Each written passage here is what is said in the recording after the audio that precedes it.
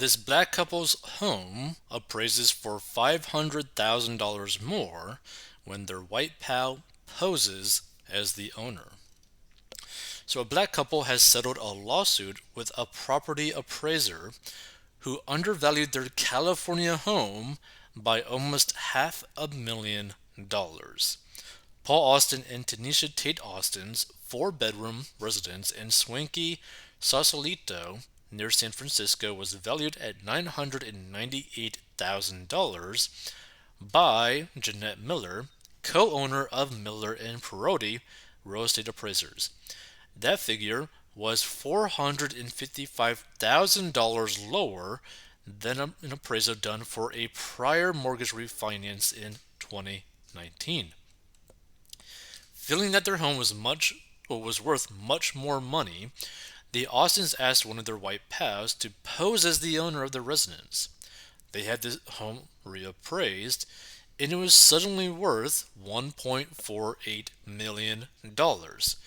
The Austins decided to sue Miller and her company, claiming that her appraisal was a direct product of racial discrimination. The case has now been settled out of court, with Miller agreeing to pay an undisclosed sum of money to the couple. The settlement also includes an unusual twist. The appraiser was also required to watch Our America Lowballed, a documentary about their whitewashed saga. Having to experience everything that came with receiving the lowballed appraisal was overwhelming, Paul Austin, 47, said in a statement. Being able to tell our story and knowing we had legal recourse helped.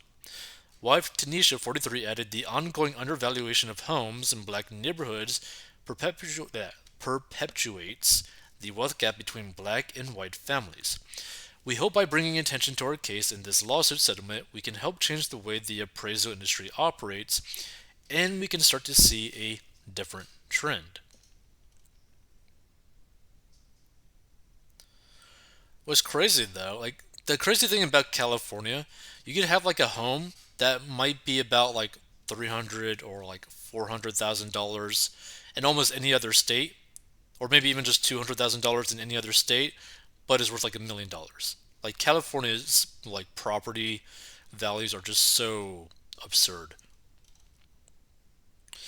So the Austins purchased the home for $550,000 in 2016, feeling that they had obtained a slice of the American dream. ABC 7 reported. The four-bedroom, two-bathroom home is in Sausalito, famed for having one of the country's most expensive zip codes. According to the realtor, according to realtor, the average listing price for a property in the upscale enclave stands at an eye-popping $2 million. Several years after purchasing the home, the Austins decided to have it appraised, with an expert saying it was worth around $890,000. The couple subsequently decided to renovate the home, which was built in the 1960s, pouring more than $400,000 into an overhaul, adding an entirely new level, as well as a new deck, a fireplace, and flashy new appliances. When Jeanette Miller came to value the home in 2020, they were confident the home would be worth well over $1 million, and were stunned by her $998,000 figure. It was a slap in the face, Paul told ABC7, while his wife added that the sum seemed unbelievable. Crazy. Also, pouring like $400,000 into your house, kind of crazy to me too. The Austins were eventually approved for a second appraisal with Miller and Perotti real estate appraisers, but this time decided to have one of their white pals pose as the home's owner. Now, this is kind of crazy when you think about it. I was kind of wondering if they actually had it at the same location, which it seems like it, which is partly why they were able to do this lawsuit, because it was literally the same company doing this. We had a conversation with one of our white friends, and she said, "No problem.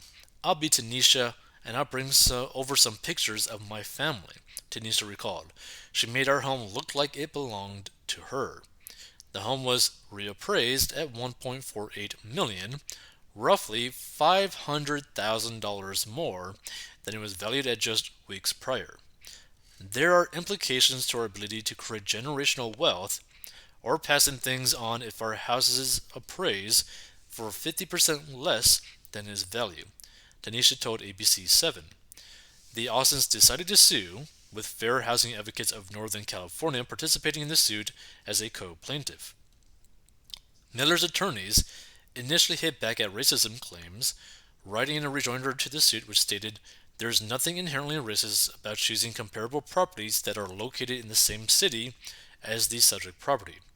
Without any direct or indirect evidence of actual racial discrimination, Miller's choice of comparable properties cannot support plaintiff's claim of discrimination. However, the property appraiser eventually agreed to the out of court settlement." Which means that they probably have like the thing is like if it was like probably like a verbal like, hey, this is probably what you could get, and they just verbally said that versus like, oh, this is what you could get text message, and then the same company does another text message saying like, hey, this is what you could get, and it's like $500,000 more, then yeah, something's kind of weird, and that basically just gives them a record to basically use in court. I think everybody involved with this case was ready to move on. Caroline Peaty, the executive director of Fair Housing, told San Jose Mercury News. "Obviously, we felt we had a strong case, or else we wouldn't have pursued it in the first place," she added. "But filing a lawsuit on the strength of the evidence is one thing, and how a judge will rule is a separate question. You're never assured of a particular outcome." So, if you stumble upon this, feel free to give your thoughts on this. Now, I didn't really know how I would think of this until I saw that they did this at the same appraisal company. Then I was like, okay, something's up, right? Now, I don't know exactly what is up, but something's definitely up because that is a pretty big discrepancy.